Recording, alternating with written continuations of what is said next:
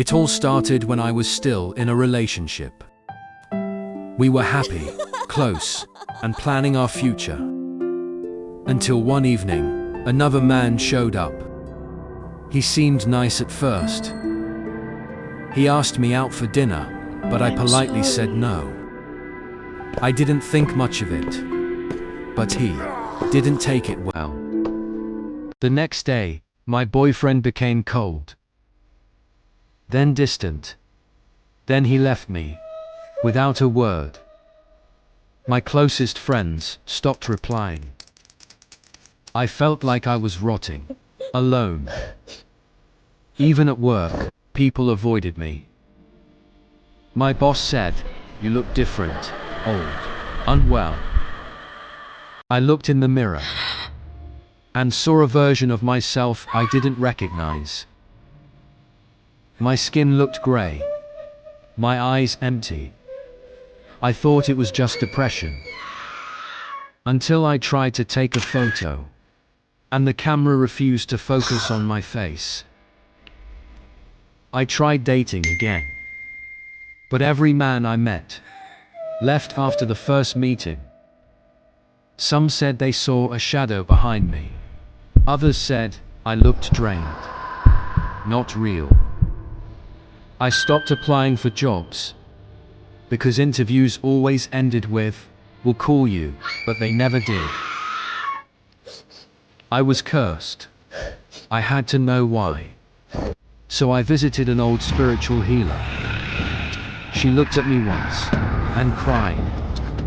"There's a man," she said, "who gave your name to the darkness. He didn't want to hurt you.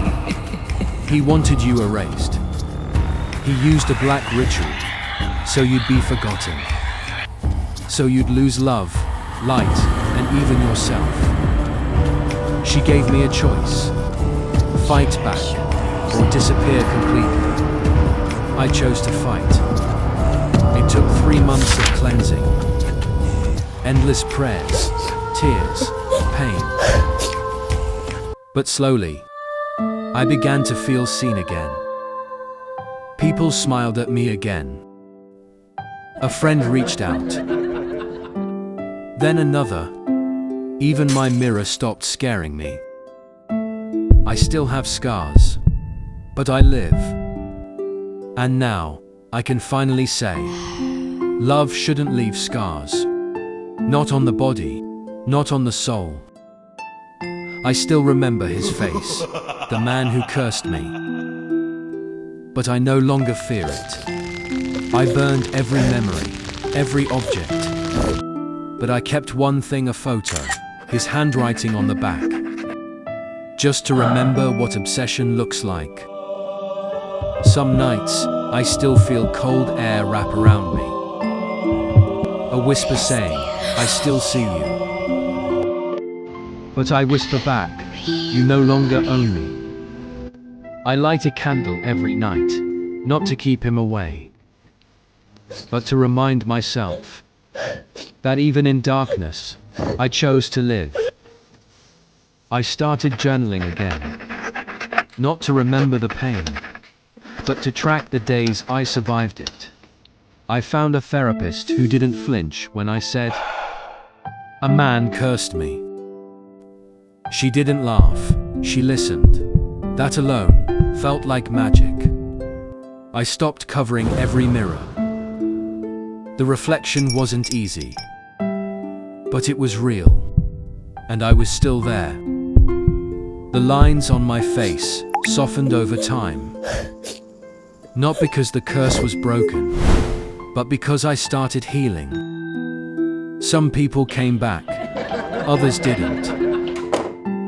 I stopped begging for explanations.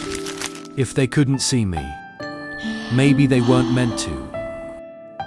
I moved to a new city. A small apartment, white walls, quiet neighbors. Peace didn't come all at once, but it came in pieces. Morning coffee without fear. A laugh without guilt. A voice that no longer trembled. I still jump when I hear footsteps behind me. I still flinch when someone says you're beautiful. But I don't run anymore. I stay. I breathe. I exist. Love still scares me. But not because I'm broken, but because I know how deep it cuts when it's wrong. And how rare it is when it heals. I've met someone new. I haven't told him everything. But I smiled when he called me strong. Because for the first time, I believed it. Love shouldn't leave scars, but survival sometimes does. We stayed close, but never rushed. He respected my space and my silence. We shared long walks, quiet talks, and slow afternoons in the park. Sometimes, he just sat beside me on a bench, saying nothing, just listening to the wind. When I had nightmares, I didn't call him. But the next day, he somehow knew and brought me a warm drink with no questions asked. Over time, I began to laugh again. I began to trust the quiet. I didn't feel haunted anymore. My scars didn't disappear, but they softened. One evening, under a pale sky, he took my hand and said, "You don't have to be perfect, you just have to be you." I cried, not because I was broken, but because for once, I was seen. He never tried to fix me. He simply stayed.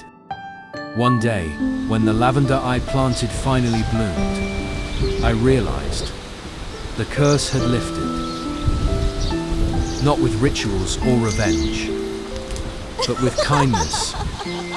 We didn't rush into anything, but slowly, with prayer and peace, we began building a future. I met his family, he met mine. And when he asked for my hand one quiet afternoon, I said yes, without fear, without hesitation. Now, I live with more than survival. I live with love, with faith. And I finally know. Real love doesn't leave scars.